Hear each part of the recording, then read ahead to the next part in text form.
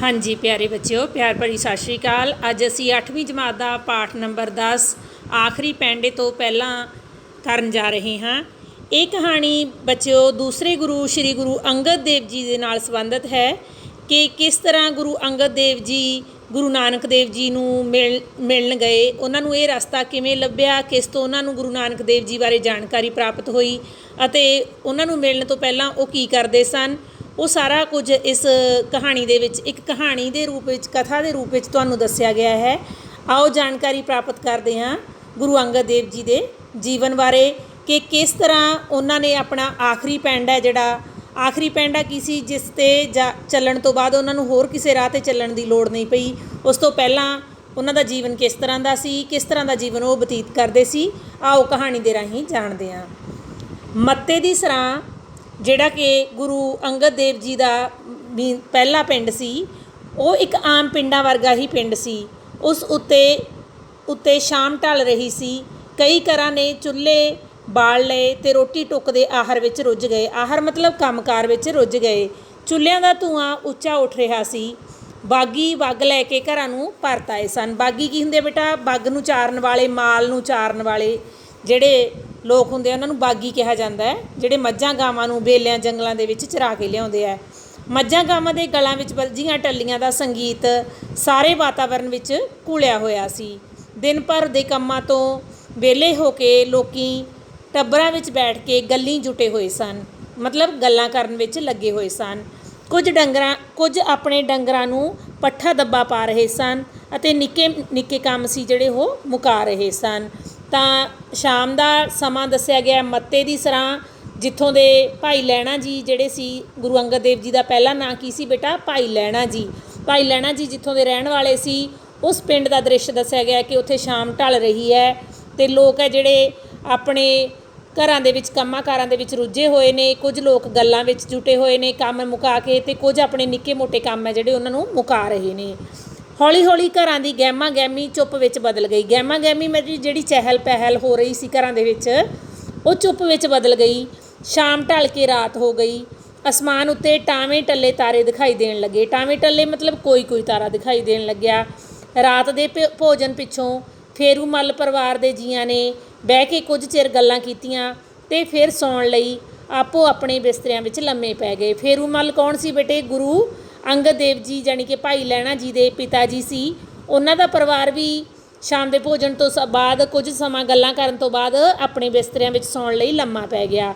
ਭਾਈ ਲਹਿਣਾ ਜੀ ਦਾ ਜੋ ਕਿ ਬਾਅਦ 'ਚੋਂ ਗੁਰੂ ਅੰਗਦ ਦੇਵ ਜੀ ਦੇ ਨਾਮ ਨਾਲ ਮਸ਼ਹੂਰ ਹੋਏ, ਭਾਈ ਲਹਿਣਾ ਜੀ ਦੀਆਂ ਅੱਖਾਂ ਵਿੱਚ ਨੀਂਦਰ ਨਹੀਂ ਸੀ।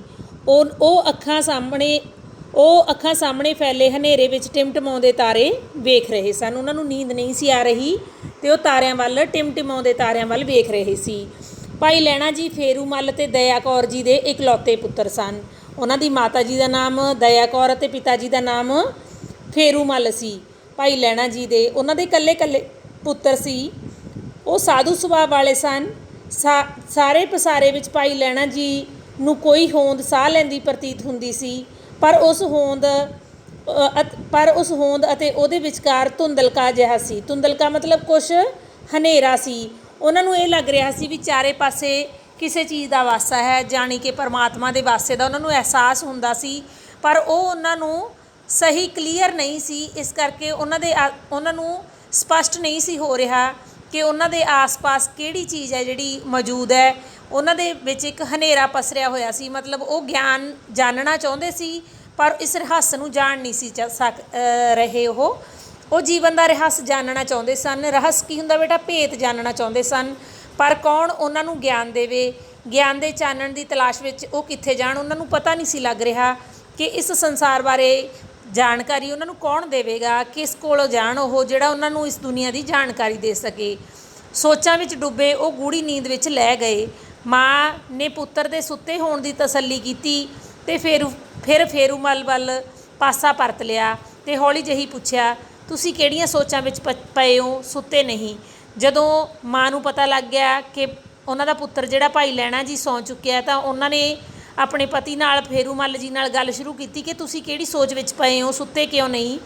ਤਾਂ ਫੇਰੂ ਮੱਲ ਜੀ ਉਦਾਸ ਹੋ ਕੇ ਬੋਲੇ, ਫੇਰੂਮਲ ਦੇ ਉਦਾਸ ਬੋਲ ਸੀ ਜਿਹੜੇ ਉਹ ਹਨੇਰੇ ਵਿੱਚੋਂ ਉੱਭਰੇ, ਮਤਲਬ ਹਨੇਰੇ ਵਿੱਚ ਉਹਨਾਂ ਦੀ ਆਵਾਜ਼ ਜਿਹੜੀ ਸੀ ਉਹ ਉੱਭਰ ਕੇ ਸਾਹਮਣੇ ਆਈ। ਤਖਤੂ ਮੱਲ ਦੇ ਮਾਮਲੇ ਵਿੱਚ ਜੋ ਕੁਝ ਹੋਇਆ ਚੰਗਾ ਨਹੀਂ ਹੋਇਆ। ਤਖਤੂ ਮੱਲ ਕੌਣ ਸੀ ਬੇਟਾ? ਫੇਰੂਮਲ ਜੀ ਦਾ ਮਤਲਬ ਇੱਕ ਦੋਸਤ ਸੀ, ਵੱਡਾ ਸ਼ਾਹੂਕਾਰ ਵੀ ਸੀ। ਫੇਰੂਮਲ ਉਹਦਾ ਜਿਹੜਾ ਸੀ ਸਾਰਾ ਕਾਰਜ ਸੰਭਾਲਦੇ ਸੀ, ਉਸਦੇ ਕੰਮਕਾਰ ਦਾ ਲੇਖਾ ਜੋਖਾ ਸੀ ਜਿਹੜਾ ਉਹ ਫੇਰੂਮਲ ਜੀ ਦੇਖਦੇ ਸੀ। ਤਖਤੂ ਮੱਲ ਕੀ ਸੀ? ਇੱਕ ਸ਼ਾਹੂਕਾਰ ਸੀ। ਉਹਨਾਂ ਨਾਲ ਜੋ ਘਟਨਾ ਹੋਈ ਸੀ ਉਸ ਤੋਂ ਉਹ ਉਦਾਸ ਸਨ। ਪਿੰਡ ਵਿੱਚ ਤਖਤੂ ਮੱਲ ਦਾ ਸ਼ਾਹੂਕਾਰੇ ਦਾ ਕੰਮ ਸੀ, ਉਸਦੇ ਕੰਮ ਦੀ ਦੇਖ ਰੇਖ ਜਿਹੜੀ ਸੀ ਫੇਰੂਮਲ ਕਰਦਾ ਸੀ। ਦੋਹਾਂ ਪਰਿਵਾਰਾਂ ਵਿੱਚ ਆਪਸ ਵਿੱਚ ਚੰਗੇ ਸੰਬੰਧ ਸਨ। ਤਖਤੂ ਮੱਲ ਦੀ ਧੀ ਵਿਰਾਈ ਅਤੇ ਭਾਈ ਲਹਿਣਾ ਜੀ ਨਿੱਕੇ ਹੁੰਦਿਆਂ ਤੋਂ ਇਕੱਠੇ ਖੇਡੇ ਅਤੇ ਪਲੇ ਸਨ। ਤਖਤੂ ਮੱਲ ਦੀ ਧੀ ਸੀ ਜਿਹੜੀ ਉਹ ਸ਼ਾਹੂਕਾਰ ਦੀ ਧੀ ਵਿਰਾਈ ਅਤੇ ਭਾਈ ਲਹਿਣਾ ਜੀ ਜੋ ਕਿ ਫੇਰੂਮਲ ਦੇ ਪੁੱਤਰ ਸੀ, ਉਹ ਛੋਟੇ ਹੁੰਦੇ ਇਕੱਠੇ ਖੇਡਦੇ ਰਹੇ ਸਨ।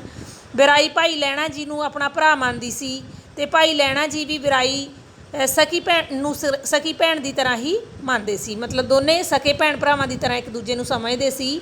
ਸ਼ਾਹੂਕਾਰੇ ਦੇ ਹਿਸਾਬ ਵਿੱਚ ਇੱਕ ਦਿਨ ਕੀ ਹੋਇਆ ਕਿ ਸ਼ਾਹੂਕਾਰੇ ਦੇ ਹਿਸਾਬ ਨੂੰ ਲੈ ਕੇ ਤਖਤੂ ਮੱਲ ਦੇ ਮਨ ਵਿੱਚ ਗਲਤਫਹਿਮੀ ਪੈਦਾ ਹੋ ਗਈ। ਪਰ ਜਦੋਂ ਖਾਤਿਆਂ ਦੀ ਜਾਂਚ ਪੜਤਾਲ ਕੀਤੀ ਗਈ ਤਾਂ ਸਾਰਾ ਹਿਸਾਬ ਸੀ ਜਿਹੜਾ ਉਹ ਠੀਕ ਨਿਕਲਿਆ।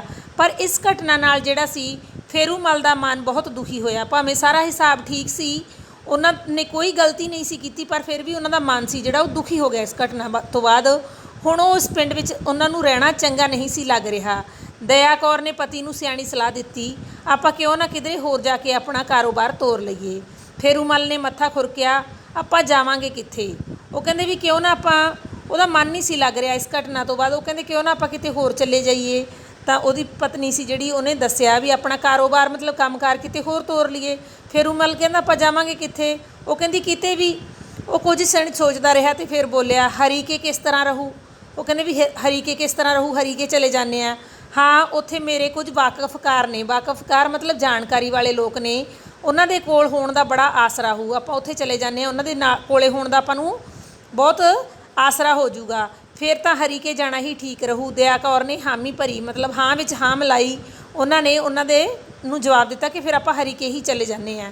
ਉਸ ਰਾਤ ਦੇ ਫੈਸਲੇ ਤੋਂ ਛੇਤੀ ਪਿੱਛੋਂ ਹੀ ਮੱਤੇ ਦੀ ਸਰਾਂ ਨੂੰ ਛੱਡ ਕੇ ਉਹ ਹਰੀਕੇ ਚਲੇ ਗਏ। ਉੱਥੋਂ ਉਹ ਕੁਝ ਚਿਰ ਲਈ ਸੰਗਰ ਵੀ ਗਏ। ਸਮਾਂ ਆਪਣੀ ਤੋਰੇ ਤੁਰਦਾ ਰਿਹਾ। ਭਾਈ ਲਹਿਣਾ ਜੀ ਦੀ ਧਰਮ ਭੈਣ ਵਿਰਾਈ ਖਡੂਰ ਸਾਹਿਬ ਵਿਆਹੀ ਗਈ ਸੀ। ਜਿਹੜੀ ਉਹਦੀ ਧਰਮ ਭੈਣ ਬਣੀ ਹੋਈ ਸੀ, ਜਾਣੀ ਕਿ ਸ਼ਾਹੂਕਾਰ ਤਖਤੂ ਮੱਲ ਦੀ ਧੀ, ਉਹ ਖਡੂਰ ਸਾਹਿਬ ਵਿਆਹੀ ਗਈ ਸੀ।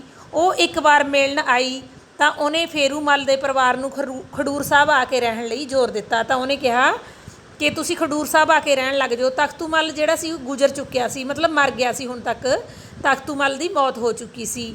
ਫੇਰੂਮਲ ਪਰਿਵਾਰ ਨੂੰ ਜਾਪਿਆ ਕਿ ਜੇ ਉਹ ਖਡੂਰ ਸਾਹਿਬ ਚਲੇ ਜਾਣ ਤਾਂ ਵਿਰਾਈ ਦੇ ਦੁੱਖ ਸੁੱਖ ਦੇ ਭਿਆਲ ਹੋ ਸਕਦੇ ਹਨ।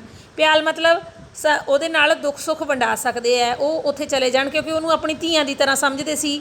ਉਹ ਕਹਿੰਦੇ ਜੇ ਅਸੀਂ ਖਡੂਰ ਸਾਹਿਬ ਚਲੇ ਜਾਈਏ ਤਾਂ ਮਤਲਬ ਵਿਰਾਈ ਜਿਹੜੀ ਸਾਡੀ ਧੀਆਂ ਦੀ ਤਰ੍ਹਾਂ ਹੈ, ਉਹਦੇ ਦੁੱਖ ਸੁੱਖ ਦੇ ਵਿੱਚ ਅਸੀਂ ਸ਼ਰੀਕ ਹੋ ਸਕਦੇ ਹਾਂ, ਉਸ ਦਾ ਦੁੱਖ ਸੁੱਖ ਸਾਂਝਾ ਕਰ ਸਕਦੇ ਹਾਂ। ਅਤੇ ਉਹ ਖਡੂਰ ਸਾਹਿਬ ਜਾ ਕੇ ਵਸ ਗਏ। ਖਡੂਰ ਸਾਹਿਬ ਵਿੱਚ ਰਹਿੰਦਿਆਂ ਲਹਿਣਾ ਜੀ ਦਾ ਵਿਆਹ ਖੀਵੀ ਨਾਂ ਦੀ ਇੱਕ ਸੁਘੜ ਅਤੇ ਸਿਆਣੀ ਕੁੜੀ ਨਾਲ ਹੋ ਗਿਆ। ਇੱਥੇ ਹੀ ਭਾਈ ਲਹਿਣਾ ਜੀ ਦਾ ਵਿਆਹ ਹੋ ਗਿਆ। ਭਾਈ ਲਹਿਣਾ ਜੀ ਮੁੱਢੋਂ ਸੁੱਢੋਂ ਹੀ ਧਾਰਮਿਕ ਵਿਚਾਰਾਂ ਵਾਲੇ ਸਨ। ਉਹਨਾਂ ਦੀ ਜਗਿਆਸਾ ਕਿਧਰੇ ਵੀ ਸ਼ਾਂਤ ਨਹੀਂ ਸੀ ਹੋਈ। ਜਗਿਆਸਾ ਮਤਲਬ ਜਾਣਨ ਦੀ ਜਿਹੜੀ ਇੱਛਾ ਸੀ ਉਹ ਕਿਤੋਂ ਵੀ ਸ਼ਾਂਤ ਨਹੀਂ ਸੀ ਹੋਈ। ਉਹਨਾਂ ਦਾ ਮਨ ਬੇਚੈਨ ਰਹਿੰਦਾ ਸੀ। ਉਹਨਾਂ ਦੇ ਗੁਆਂਢ ਵਿੱਚ ਭਾਈ ਜੋਧਾ ਨਾਂ ਦਾ ਇੱਕ ਬੰਦਾ ਰਹਿੰਦਾ ਸੀ। ਉਸਦੇ ਬੁੱਲ ਹਰ ਵੇਲੇ ਹਿਲਦੇ ਰਹਿੰਦੇ ਸਨ, ਉਹ ਜਿਵੇਂ ਕੁਝ ਗਾ ਰਿਹਾ ਹੋਵੇ। ਇੱਕ ਸ਼ਾਮ ਭਾਈ ਜੋਧਾ ਭਾਈ ਲਹਿਣਾ ਜੀ ਨੂੰ ਪਿੰਡ ਦੇ ਬਾਹਰ ਮਿਲ ਪਿਆ, ਮਤਲਬ ਬਾਹਰਲੇ ਪਾਸੇ ਮਿਲਿਆ। ਤਾਂ ਭਾਈ ਲਹਿਣਾ ਜੀ ਨੇ ਪੁੱਛਿਆ, ਜੋਧਾ ਭਾਈ ਤੂੰ ਹਰ ਵੇਲੇ ਕੀ ਗੁਣਗੁਣਾਉਂਦਾ ਰਹਿੰਦਾ ਹੈ? ਮੈਂ ਵੀ ਤਾਂ ਸੁਣਾ। ਭਾਈ ਜੋਧਾ ਮੁਸਕਰਾਇਆ, ਠੀਕ ਹੈ, ਮੈਂ ਖੇਤਾਂ ਵੱਲ ਚੱਲਿਆ ਵਾਂ, ਤੁਸੀਂ ਵੀ ਮੇਰੇ ਨਾਲ ਤੁਰੇ ਆਓ। ਭਾਈ ਲਹਿਣਾ ਜੀ ਉਹਦੇ ਨਾਲ ਤੁਰ ਪਏ। ਢਲੀ ਹੋਈ ਸ਼ਾਮ, ਹੌਲੀ ਹੌਲੀ ਰਾਤ ਹੋ ਗਈ। ਅਸਮਾਨ ਤਾਰਿਆਂ ਨਾਲ ਭਰ ਗਿਆ। ਚੰਨ ਆਪਣੇ ਸਫ਼ਰ 'ਤੇ ਤੁਰਿਆ ਹੋਇਆ ਸੀ। ਠੰਡੀ ਮਿੱਠੀ ਪੌਣ ਜਿਹੜੀ ਸੀ ਰੁਮਕ ਰਹੀ ਸੀ। ਪੌਣ ਮਤਲਬ ਹਵਾ ਚੱਲ ਰਹੀ ਸੀ ਠੰਡੀ ਠੰਡੀ। ਵਾਤਾਵਰਨ ਹੌਲੀ ਹੌਲੀ ਉਹਨਾਂ ਉੱਤੇ ਜਾਦੂ ਧੂੜ ਰਿਹਾ ਸੀ। ਤਾਂ ਇਸ ਹਵਾ ਦਾ, ਇਸ ਠੰਡੇ ਮੌਸਮ ਦਾ ਇੱਕ ਜਾਦੂ ਉਹਨਾਂ ਦੇ ਉੱਤੇ ਛਿੜਕਿਆ ਜਾ ਰਿਹਾ ਸੀ। ਉਹਨਾਂ ਵਿਚਕਾਰ ਕੁਝ ਚਿਰ ਲਈ ਚੁੱਪ ਪਸਰ ਗਈ। ਕੁਝ ਸਮਾਂ ਉਹ ਚੁੱਪ ਰਹੇ। ਅਚਨਚੇਤੀ ਮਤਲਬ ਅਚਾਨਕ ਭਾਈ ਜੋਧਾ ਨੇ ਨਿਤ ਵਾਂਗ ਗੁਣਗੁਣਾਉਣਾ ਸ਼ੁਰੂ ਕਰ ਦਿੱਤਾ ਤੇ ਫਿਰ ਉਸ ਦੀ ਆਵਾਜ਼ ਉੱਚੀ ਹੋ ਗਈ। ਗगन में थाल रवि चंद दीपक बने, तारिका मंडल जनक मोती, धूप मन लो पवन चवरो करे, सगल बनराए फुलंत ज्योति। ये कैसी आरती होए भव खंडना, तेरी आरती अनहा दा शब्द बजंत भेरी। ये बेटा गुरु नानक देव जी का शब्द है, उन्हां दी आरती है जो कि गुरबाणी विच दर्ज है। ये उन्होंने दसिया है कि जिहड़ी सारी सृष्टि है वो इस कुदरत की आरती कर रही है, जिहदे विच गगन में थाल, जिहड़ा गगन है आकाश है वो एक थाल का रूप लै लैंदा है। रवि सूरज चंद ते जिहड़े ने वो दीपक दीवे बन जाते हैं, तो तारका मंडल है जिहड़े सारे तारे है वो मोतियां की तरह होंदे है। जिहड़ी धूप मान लो, जिहड़ी धूफ है वो हवा है जिहड़ी वो धूफ की तरह काम करती है, तो पवन जिहड़ी हवा चल रही होंदी है वो इस तरह लगता है जिवें धूफ बल रही होवे। सगल बनराए फुलांत ज्योति, ते सारी जिहड़ी सृष्टि है वो फुल बन जाती है। इस तरह सारी सृष्टि रल मिल के उस परमात्मा की आरती करती है। हे परमात्मा तेरी ये कैसी आरती है जिहदे विच अनहद नाद वजदे है, जिहड़े मन नूं शांति दिंदे है।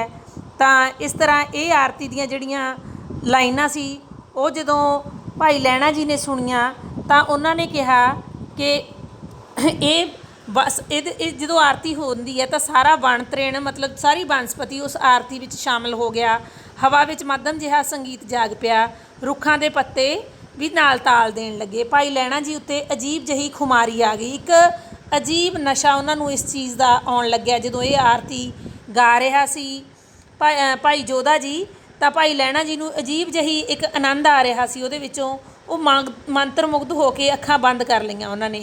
जो उन्होंने इन्ना आनंद आया कि उन्होंने उहदे विच मस्त हो के अपनियां अखां बंद कर लईआं, इस शब्द नूं सुणदे रहे।